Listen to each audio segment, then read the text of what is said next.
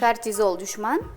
Kortizol qanaqa qilib bizga dushman bo'lishi mumkin? Axir kortizol bizni tanamizni stresslardan himoya qilib turuvchi asosiy stress gormonlarimiz bo'lsa, albatta har bir gormon me'yorida bo'lsagina yaxshi ishlaydi. Agar u me'yordan oshib ketsa, u bizga tanamizga qarshi urush ochib, dushmanga aylanadi.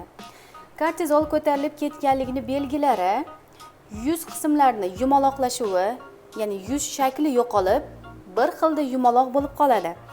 Ko'z osti, jag' qismlari va burun ostida tuklarning qalinlashuvi va tez o'sishuvi, testosteron gormoni oshib ketishi.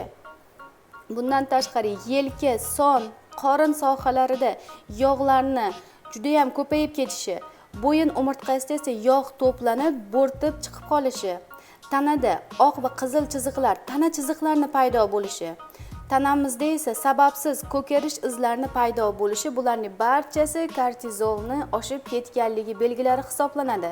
Bu tashqi belgilar bo'lsa, stress, uyqusizlik, doimiy shirinlikka, ovqatga bo'lgan ishtahani oshib ketishi.